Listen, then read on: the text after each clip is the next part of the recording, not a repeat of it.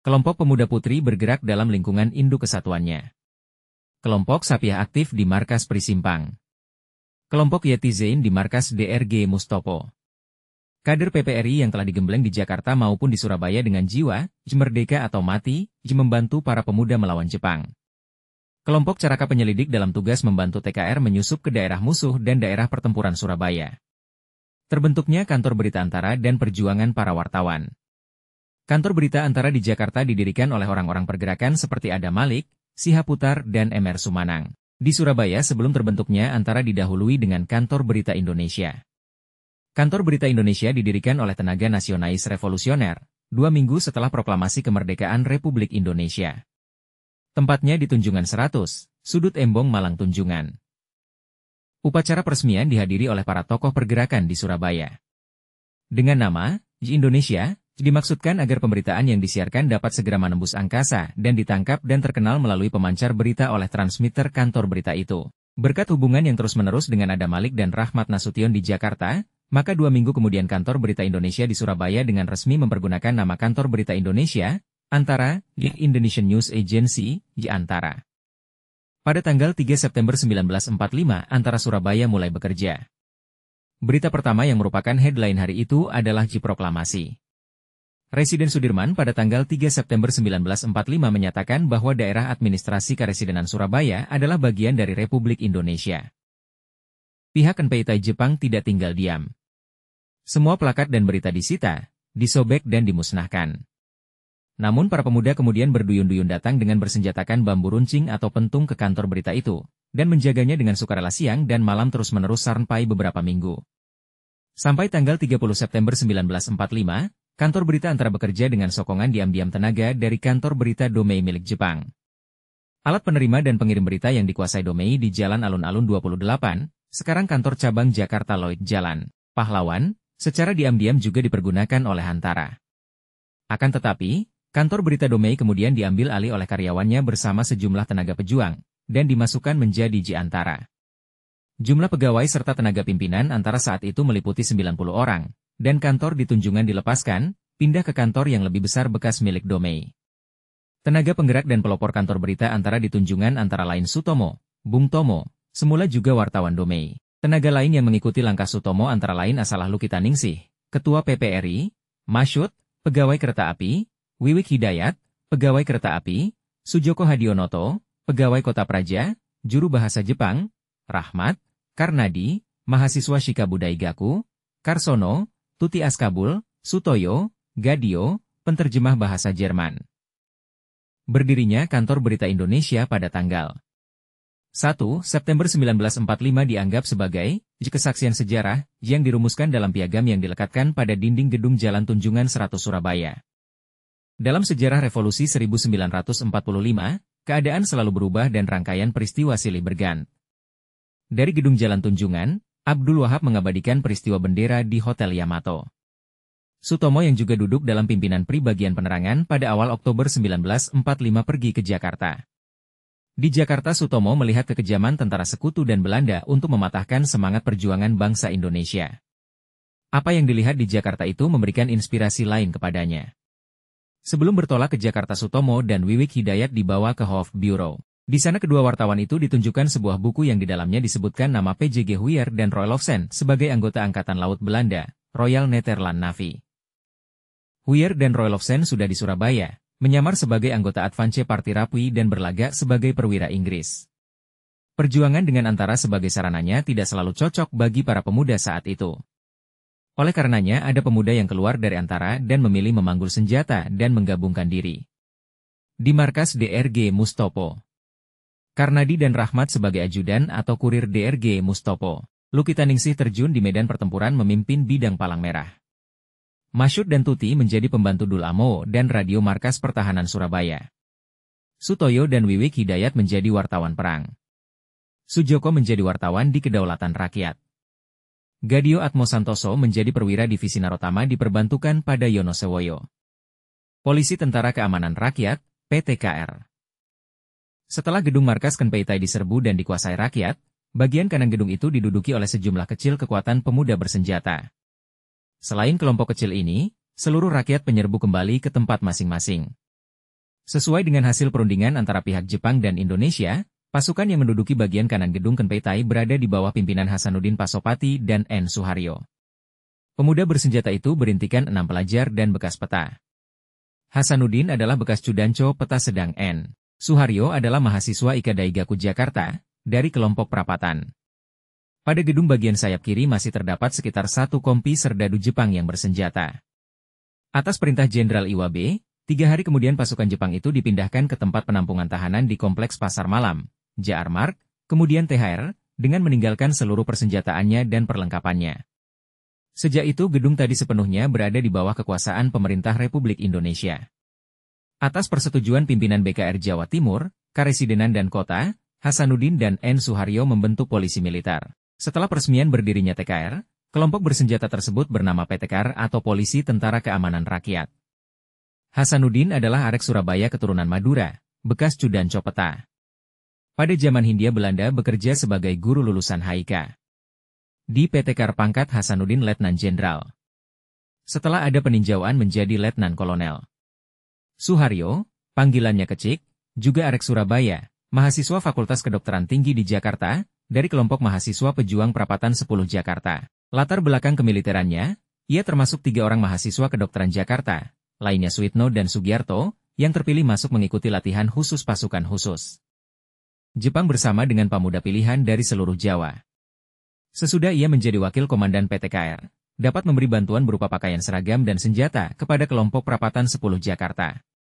Berkat adanya kerjasama dengan pemuda kereta api, Hartadi, kepala stasiun kereta api waktu itu, kiriman tersebut sampai di Jakarta dengan selamat pada pertengahan bulan Oktober 1945. Suharyo sebagai wakil komandan juga langsung memegang pasukan yang berkekuatan kira-kira 300 orang. Dalam bidang organisasi, PTKR memiliki bagian-bagian, di antaranya perlengkapan kendaraan, yang mengurusi perlengkapan dan kendaraan, kelancaran suplai logistik dan makanan.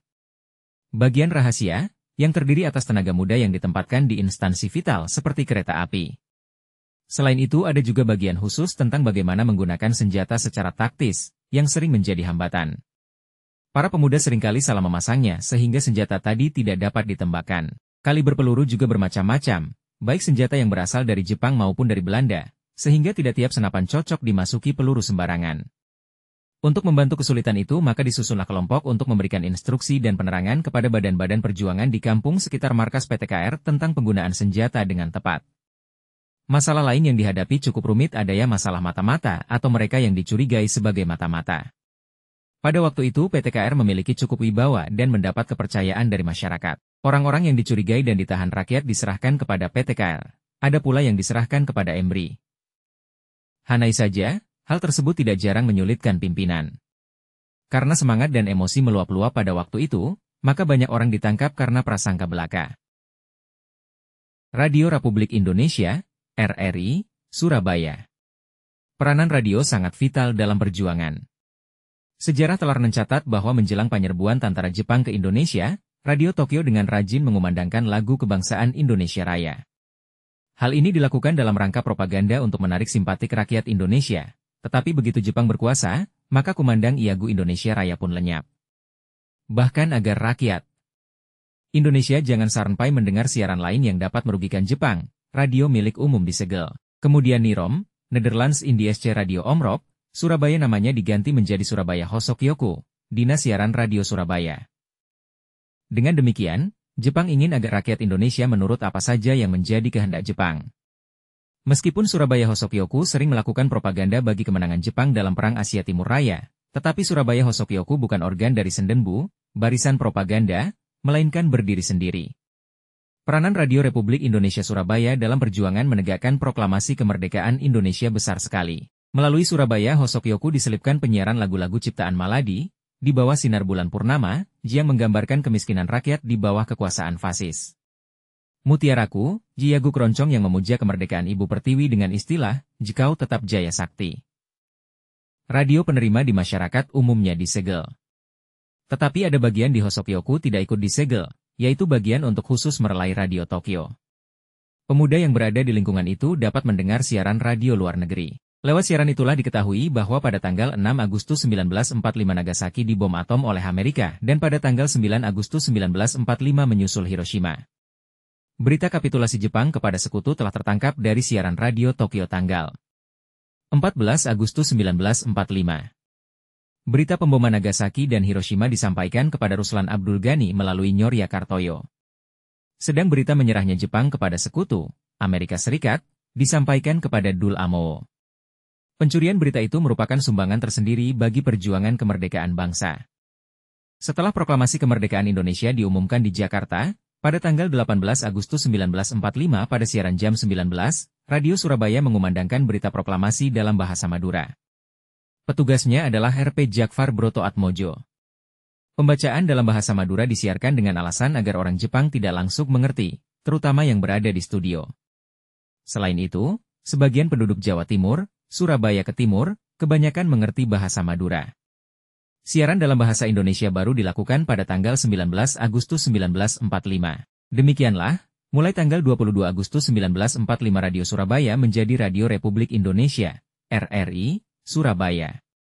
Dalam usaha memobilisasi masyarakat, maka radio umum yang telah dipasang di tempat strategis oleh pemerintah Jepang diperbanyak dan diperluas. Ketika misi Rapui datang di Surabaya pada bulan September 1945, sejumlah perwiranya datang ke RRI bagian penyiaran di Embong Malang, minta beberapa tenaga telegrafis. Pemimpin RRI Sukirman menyanggupi asal melalui pemerintah Republik Indonesia Surabaya. Perwira Rapui meninggalkan RRI menuju Hotel Yamato Hoteru, dan Sukirman turut. Di Hotel Yamato Hoteru, Hotel Oranye, Sukirman tahu bahwa yang berpakaian seragam rap tidak hanya orang Inggris, tapi juga terdapat orang Belanda. La juga bertemu dengan bekas Kepala Teknik Surabaya Hosokyoku, Takeuchi. Kesaksian Sukirman ini kemudian dilaporkan kepada Residen Sudirman. Pada bulan yang sama 2 truk pasukan Kenpeitai datang di RRI Embong Malang untuk mengambil pemancar.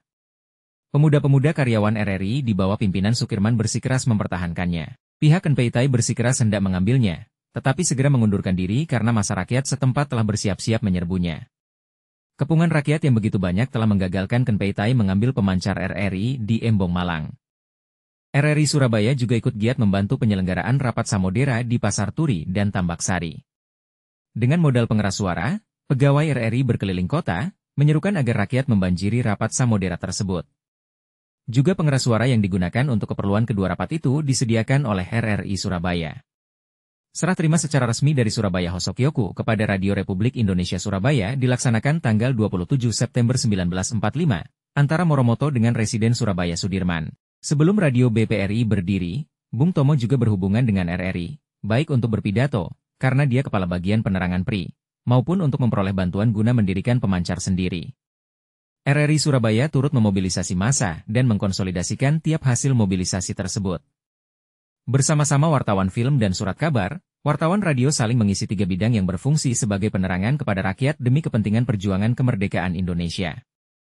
Dalam masa pergolakan itu kapan saja DRG Mustopo selaku Menteri Pertahanan ad interim berpidato tentu segera disiarkan RRI Surabaya. Untuk siaran demikian RRI menggunakan modulasi line, sehingga DRG Mustopo tinggal pijat knob saja untuk berbicara di corong RRI. DRG Mustopo sendiri tidak memiliki pemancar seperti halnya BPRI 62. Di bidang film, untuk mengabadikan peristiwa yang sedang berlangsung seru di Surabaya itu, RM Sutarto dari Badan Film Indonesia, BFI, telah menugaskan Sofyan Tanjung dan kawan-kawannya untuk membuat reportase film tentang perkembangan Surabaya sekitar 10 November 1945.